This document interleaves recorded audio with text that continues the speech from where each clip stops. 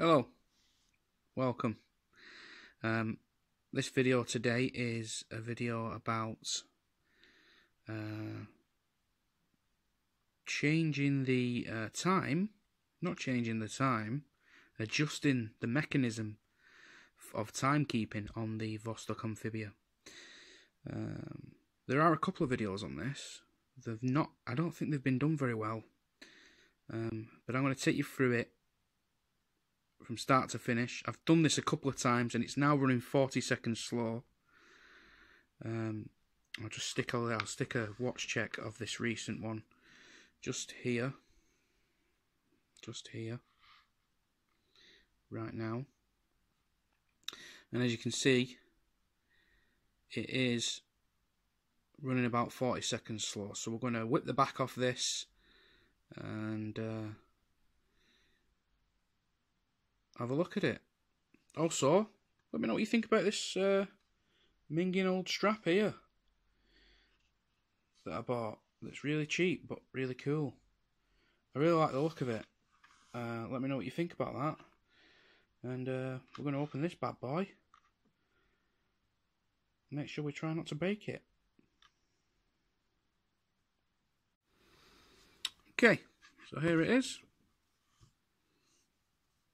The old Amphib. Amphibarino. What we're going to do, I'm going to get this bad boy and I'm going to take this ring off. Good little tip for you there, get your rings off. Unless you've got a watch holder, which I've got one coming in the post, take your rings off. Put that on the side, no rings. Okay, I've got the camera very close here, so I'm working sort of and you can get a good grip of it, and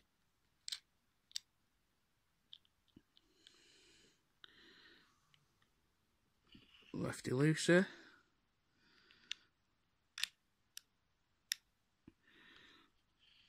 lefty loosey. Okay, I hope this is all in focus for you. Try and be very ginger with all these situations. You must just try and be ginger. I'm very careful, as I try to be. Put that there. Just put that to one side. Okay. Take anything that can scratch. Actually, take anything that can scratch your crystal and take it off. Okay. There it is. So now we're going to leave the kit for a moment. I'm just going to leave the case back on. How to take the case back off is simple. Here you have two lugs. Simple when you can see it. And just inside there, as you can see, the case comes off, and that's what how you want to be moving that. And there you have it. Very small movement.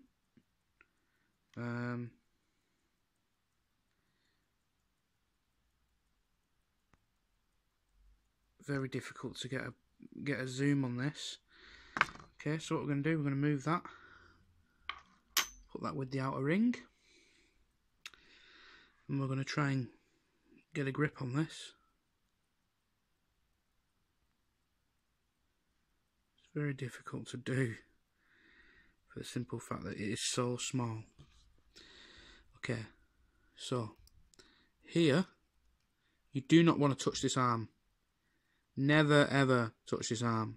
Don't touch it, and certainly don't go inside this spring that's moving around here. Stay clear of that. I'm going to get something small to point with.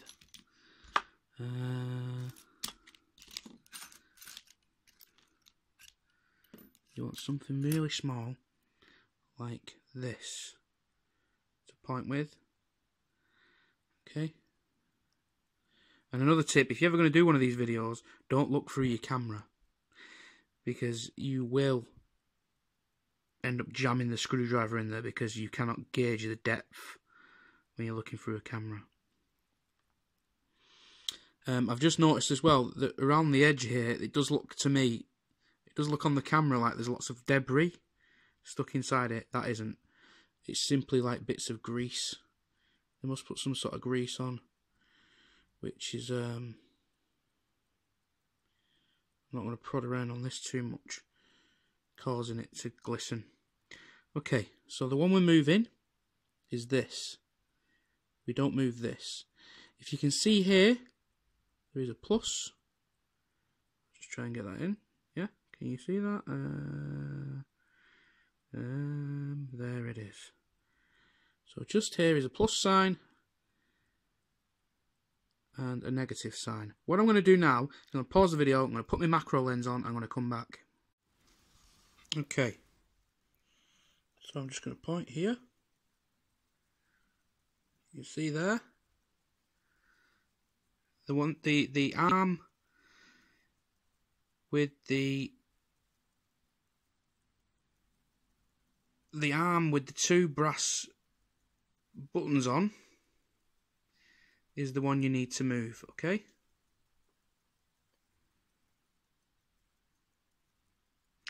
And when you move that, you'll see here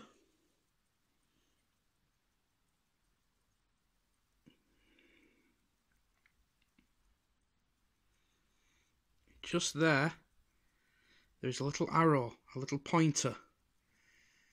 Okay. Now that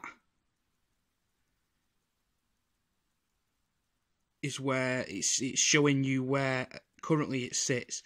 Now this is still running slow, even though it's actually sitting in the plus side. Okay. Why? I don't know. Don't ask me. Ask the Russians. So what I'm going to do is I'm going to show you. I'm going to try and keep my hand very still so you can see the camera. Well, you can see it and the camera can see what's happening. And I'm going to try and actually move that. And I'll just show you how much, literally how much it needs to be moved. That is it. And then if it's still not right, I will come back and do it a bit more. Okay, so without further ado, let's get the back on this. I don't like having these things open for very long. Okay, flip it over. 12 o'clock's this side. So we take the back. Look at the Amphibia sign. And we put that on. Give it a little tap, make sure it's seated correctly. And then we put that on. What I like to do with these, get the watch in your hand. Just give it a little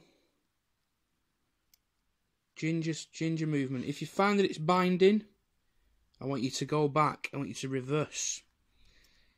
Reverse back out. Okay? Don't let it bind. If it binds, no good. Reverse. You see how it's going further now than it was before? That's because it was slightly cross-threaded. The threads on these are so small. Okay, we're just going to give that a little nip up. A little nip up to coin a phrase. A little nip it up, mate. Just nip it up a touch. Okay, and then we're going to give it a bit of a squeeze. So what we're going to do with this now, palm of the hand, with no rings on, remember. And then we're just going to... sorry if you can't see this very well. I am an amateur, after all. Okay. Sorry. I'm not even on the flipping camera. We're going to go in. And we're just going to put the squeeze on it. That's all. Okay. What you can do with these is... what I like to do is when I've done that, I give it a little couple of turns in the winder like that. Okay, and I'm not going to touch the time because what I want to do is carry on using my watch check app to check it with the same with the same sort of running. So it's running at the same time. And there it is. Very simple. You saw that I moved it a tiniest little increment. I don't want anybody, you know, please undertake this at your own risk. Do not blame me if anything goes wrong. You saw, I've done this a few times now, and it's getting very simple to do. Initially, I overshot by a long way, and the watch was running, I think it was running 248 seconds per day slow, which is a massive amount. 248 seconds is a lot in a day. You know, literally when you can see the time falling away on your wrist, it's not good. So I left it for a while, took stock, moved it back to the middle, and realised it was still running quite slow. It was still about 128 seconds per day slow. Nudged it a bit over the line. Again, it was still running about a minute a day slow, and I thought I can get it better than that. So then I moved it into very small increments, as you saw there, to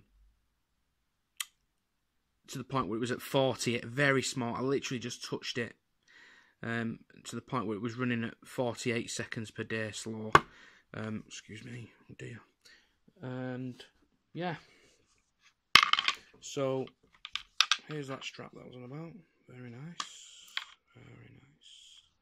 So yeah, and now I've just moved it another tiny little bit, and hopefully, I mean, I'd be happy with sort of maybe 20 seconds a day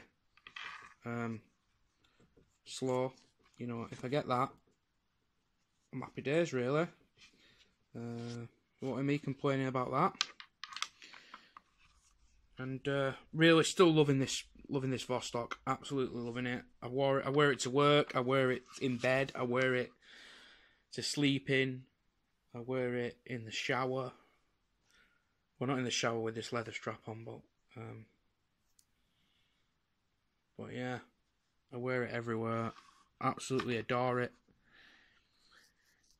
I love the way it sits on the wrist. It's a truly iconic piece. And hopefully I'm going to get myself another one. Not too soon. Just got some stuff going on at the moment, so I can't really be going into it. But I'll just let you know a little secret. I actually bought myself a vintage Timex electric recently. So when that arrives from Italy, I'll be keeping you up to date with that. So that should be, but it'll be here about the end of the month. That should be between me and you. Shh. Okay, so thanks for watching. Again, attempt this at your own risk and peril. In other words, if you stick a screwdriver in your movement, don't blame me. Thank you.